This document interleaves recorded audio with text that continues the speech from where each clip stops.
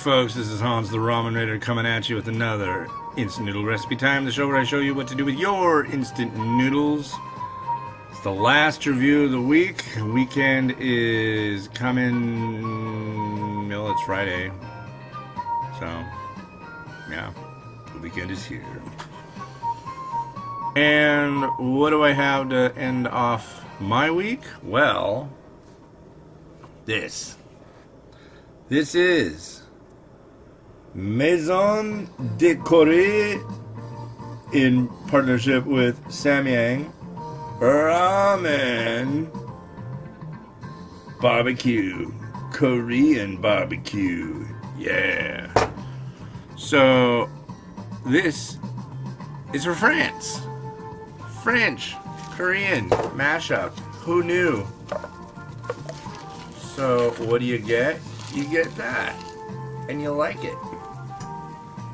When I was doing the pictures this morning, I got a little taste of the sauce, and it's pretty saucy, pretty right on. I think I'm gonna tell Samyang, dude, make like a big pack version of this, big time. There's what's within. And you just add boiling water, and this water is was really boiling.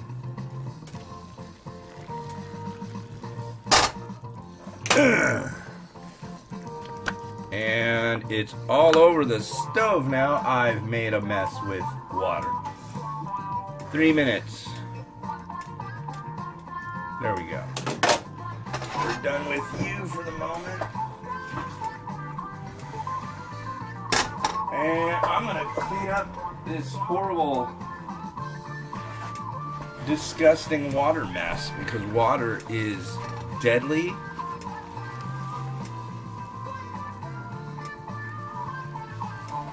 Fish fucking it, people pissing it. So,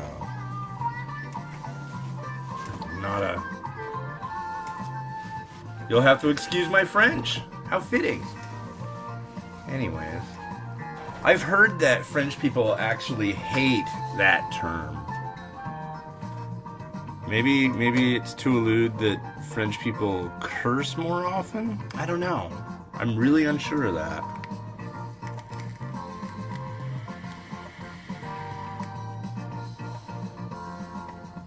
Yeah. What are you doing this weekend? Oh, it's Monday for you? I hope not. What am I doing? Miles has to go to the doctor and get his blood drawn. Eek. Nothing to worry about. And then we're gonna go hang out with my boy Andy. We're gonna go to the beach. It's crummy weather, but I think me and Andy and Miles might go and flip over some rocks. See what's underneath. I don't know about Mimi. She might find what's underneath and think they're cute and then try to bite them. I'm worried about that. I did that when I was a kid. I lived in Anacortes, Washington. So if you Google that, Anacortes, Google that. Look at all the pictures of that place. It's pretty idyllic and utopian. And I tell you what, still to this day, if we go up to my mom's place, we'll pull up, middle of the day, it's silent. It's like absolutely dead. Nobody's around. It's like a ghost town.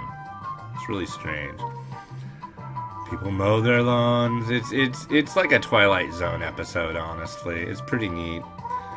But when I was a kid, I'd get on my bike or just walk down to the beach and flip over rocks and look at all the weird stuff underneath. Lots of crabs, lots of sand fleas.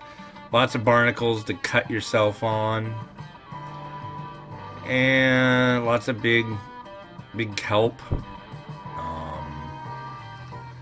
If you flipped over a really big rock, you might find a crab like about that big, the shell.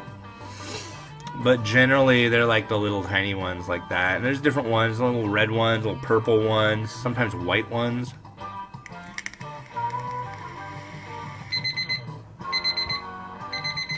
And right next to there was a It was some kind of, for a, what do you call them? I don't know, a moving company called Wheaton. I think it just said Wheaton Van Lines on it or something, but it was like a trucking company or freight. And right in front of there, the grass was always growing up in the summer. And right in front of there was always like junk, like old wood boards and stuff. Here, let me drain this really quick.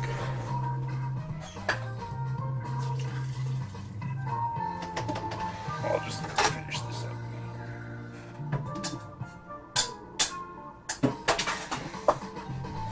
Here's our noodles. But yeah, there were old like boards and stuff, and in the summer I would go there because if you flip over to one of the boards, you'll find a snake. And I had an aquarium that had, you know, some AstroTurf in it and a bunch of tree bark, and it had pet snakes. They'd get out sometimes, sure, but you know, my mom was hip with that. She wasn't freaked out by those things.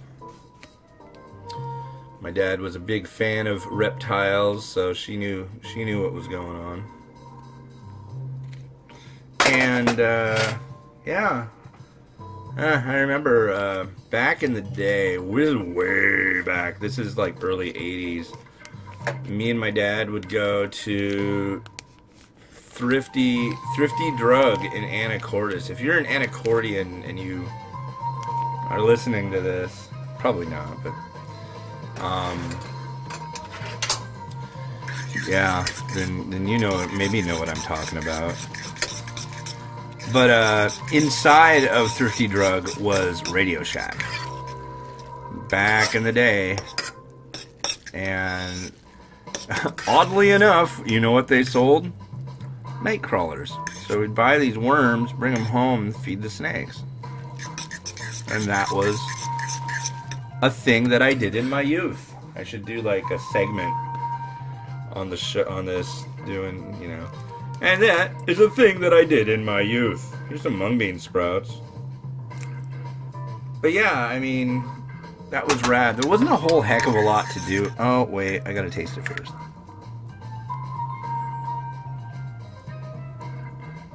Well, I don't want to taste that much of it. That's a lot.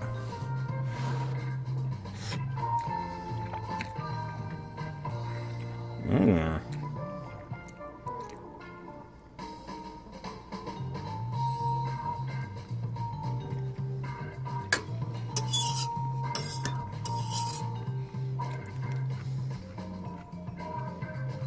That's frickin' grubbin'. Wow. You lucky French people, you. If you want to try this, head on over to France.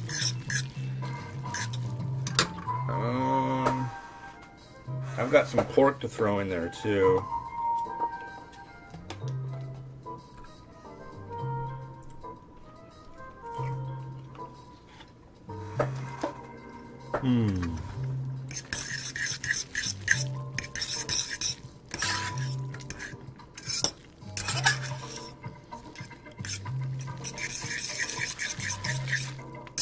A lot of sauce.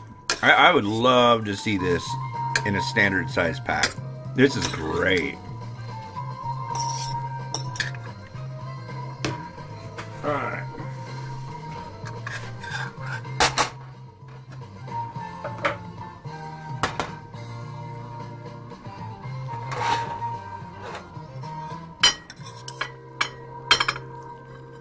But whatever you do, don't make like a bulldog, like a Korean barbecue, like this style bulldog. That would be gross.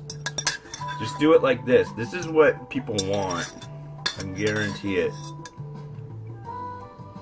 What's nice about it is it tastes like Korean barbecue sauce, like the Lee Kum Kee stuff. Yeah, this is spot on. I'm impressed. Oh, come on. You guys did your homework, did a good job. I'm really happy. I mean, of course you know what Korean barbecue tastes like. Company making this is a Korean company. There you go. And we're gonna add some spring onion. And the seed of one sesame.